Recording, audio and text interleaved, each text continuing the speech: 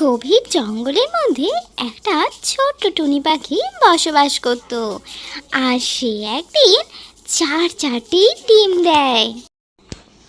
এই চারটে ডিমের ওপর সে ভীষণভাবে খেয়াল রাখে, আর সে খুব খুশি আর অপেক্ষা করতে থাকে কবে এই চারটে ডিম থেকে তার ছোট্ট ছোট্ট ছানারা বের হয়ে আসবে।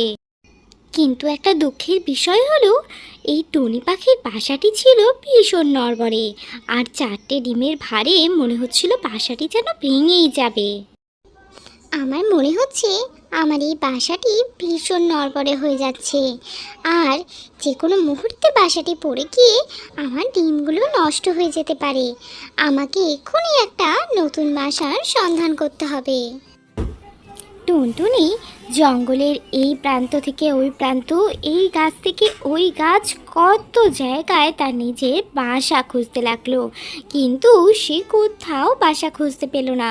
সেই কারণে সে একটা জায়গায় বসে ভাবতে লাগলো, কত জায়গা খুঁজলাম, কত গাছ খুঁজলাম, বনের মধ্যে অনেক পাখি রয়েছে, কোনো গাছই ফাঁকা পেলাম না।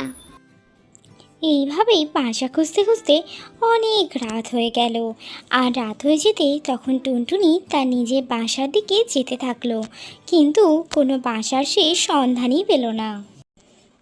অবশেষে টুনটুনি তার বাড়ি গিয়ে পৌঁছালো, আর নিজের মনে বলতে থাকলো, আমায় যেভাবেই হোক একটা বাসা খুঁজে এক্ষুনি বার করতেই হবে।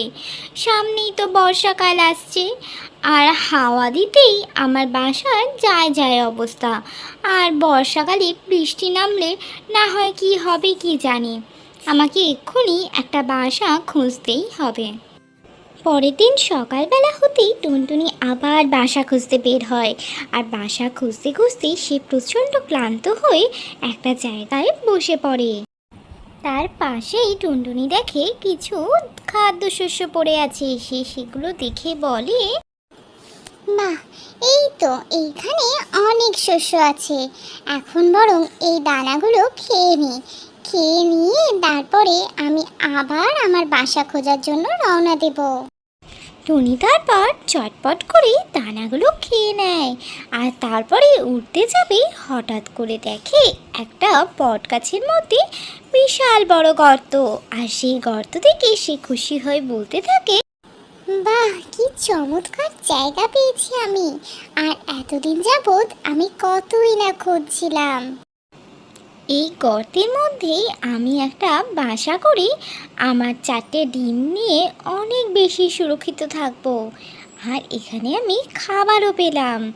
আমি আমার বাসা থেকে সমস্ত ডিম নিয়ে এইখানেই চলে আসি।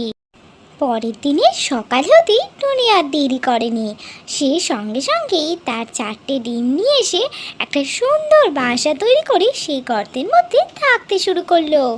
কিন্তু তার পাশের জঙ্গলেই থাকতো একটা ভয়ানক সাপ। কিন্তু সাপটা এত বাজে ছিল যে যখন তার খিদে পেত সে কোনো কিছু ভাবতো না, নিজের ডিম সে নিজেই খেয়ে ফেলতো। একদিন সাপটা টুনির বাসার পিছনে এসে হঠাৎ করে টুনির বাসাটা দেখে দাঁড়িয়ে পড়লো, আর বলতে লাগলো, বাহ, এখানে টুনি বাসা করে আছে, আবার তার চারটে ডিম সহ। আর টুনি ডিম খেতে নিশ্চয়ই ভারী মজা হবে। আমার তো খুব ভালোই হলো, কয়েকদিন ভালো আমি খাবার পাবো। তাহলে কি টুনির জন্য কোনো বড়সড় বিপদ অপেক্ষা করছে, নাকি সাপ আর টুনির বন্ধুত্ব হয়ে যাবে? এটা দেখার জন্য তোমাদেরকে অবশ্যই পরে ভিডিওটা দেখতে হবে, আর সেটার জন্য তোমাদের চ্যানেলটা সাবস্ক্রাইব করে ফেলতে হবে। আর এই ভিডিওটা তোমরা শেয়ার, লাইক আর কমেন্ট করতে ভুলো না। আজকের মতন এখানেই, টাটা।